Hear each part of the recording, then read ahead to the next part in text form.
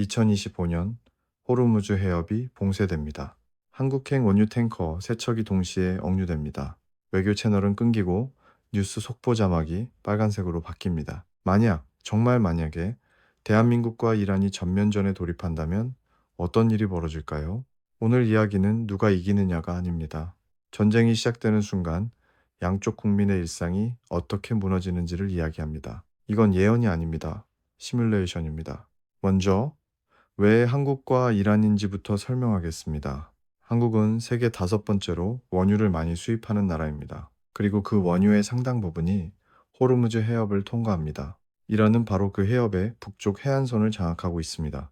2021년 이란 혁명수비대는 호르무즈 해협에서 한국 국적 유조선 한 척을 납포한 적이 있습니다. 동결 자산 문제가 빌미였습니다. 당시에는 외교로 풀렸습니다. 하지만 만약 외교가 실패했다면요? 이 시나리오의 전제는 단순합니다. 이란이 호르무즈 해협을 전면 봉쇄합니다. 한국 국적 유조선 3척을 동시에 억류합니다. 한국 정부가 해군 호위 파견을 결정합니다. 그 순간 충돌이 시작됩니다. 숫자부터 보겠습니다. 대한민국 현역 약 50만, 예비군 310만, K2 전차, K9 자주포, KF-21 전투기, 세종대왕급 이지스함, 도산 안창호급 잠수함. 하지만 문제가 있습니다. 이 전력의 대부분이 북한을 향해 배치되어 있다는 점입니다. 이란, 현역 약 58만, 중군 사조직까지 포함하면 100만 이상입니다. 탄도미사일 2,000발 이상 보유하고 있습니다. 샤헤드 드론을 대량으로 생산할 능력이 있습니다. 혁명수비대 해군은 소형 고속정 수천 척으로 호르무즈 해협에서 게릴라 해전에 특화되어 있습니다. 단순 수치로 보면 한국의 해군과 공군 기술이 우세합니다. 하지만 전쟁은 숫자가 아니라 지리에서 시작됩니다. 충돌 첫날입니다. 한국 해군 청해부대 구축함 2척과 보급함 1척이 호르무즈 해협 입구에 진입합니다. 목표는 억류된 유조선의 호위 탈출입니다. 이란은 기다리고 있었습니다. 해안선 동굴기지에서 소형 고속정 수십 척이 동시에 출격합니다. 수험 전술입니다. 때로 달려들어 미사일 방어망을 포화시키는 전략입니다. 동시에 해안 이동식 발사대에서 누르 대한 미사일이 발사됩니다. 한국 이지스함의 SM-2 요격 미사일이 다수를 격추합니다. 하지만 좁은 해협에서는 반응 시간이 극도로 짧습니다. 고속정 한 척이 자폭 공격을 시도하고 구축함 한 척이 피격됩니다. 첫날 한국 해군에 사상자가 발생합니다. 한국 국민은 텔레비전 속보를 통해 실시간으로 전쟁을 목격합니다. 이제 미사일 이야기를 하겠습니다. 이란의 가장 강력한 카드는 탄도미사일입니다. 샤하브 3의 사거리는 약 2,000km입니다. 한국 본토까지의 거리는 약 6,500km입니다.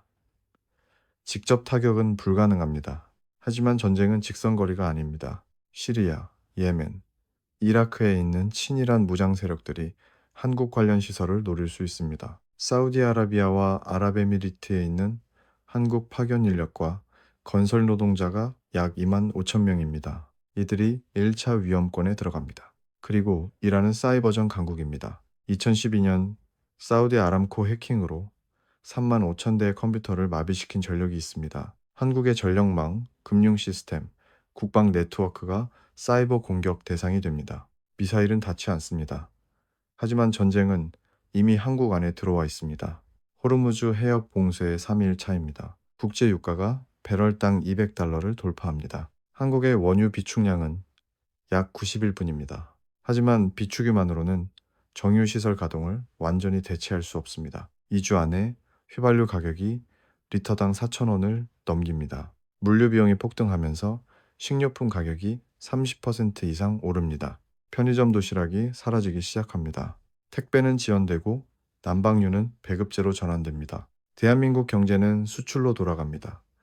반도체, 자동차, 조선, 전부 원유와 에너지가 필요합니다. 공장이 멈추면 수출이 멈추고 수출이 멈추면 경제가 멈춥니다. 전쟁터는 호르무즈 해협입니다. 하지만 무너지는 건 한국의 주유소와 마트 진열대입니다. 이쯤에서 한 가지 질문이 생깁니다. 미국은 움직이는가? 한미동맹, 한국 안보의 핵심 축입니다. 한국이 중동에서 교전을 시작했을 때 자동 개입 조항은 없습니다. 미국은 자국의 이란 정책과 한국 지원 사이에서 선택해야 합니다. 가장 가능성 있는 시나리오는 제한적 지원입니다. 정보 공유, 해상 보급, 유엔 결의안 주도. 한국은 처음으로 미국 없이 싸워야 할 가능성에 직면합니다. 전쟁은 한쪽만 무너지지 않습니다. 이란 이야기를 하겠습니다.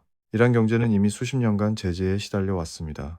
전쟁이 시작되면 남은 원유 수출마저 완전히 차단됩니다. 리알화 가치는 폭락하고 식료품 가격이 300% 폭등합니다. 이란 국민은 1980년대 이란, 이라크 전쟁의 기억을 갖고 있습니다.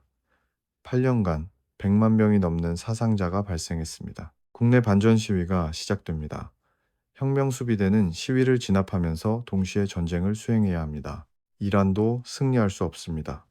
이 전쟁에서는 어느 쪽도 이기지 못합니다. 유엔 안보리 긴급 결의가 이루어집니다. 중국과 러시아가 중재에 나섭니다. 정전 협정이 체결됩니다. 하지만 평화가 아닙니다. 전쟁은 선택이지만 그 결과는 선택할 수 없습니다. 당신이 만약 국방부 장관이라면 호르무즈 해협에 군함을 보내시겠습니까?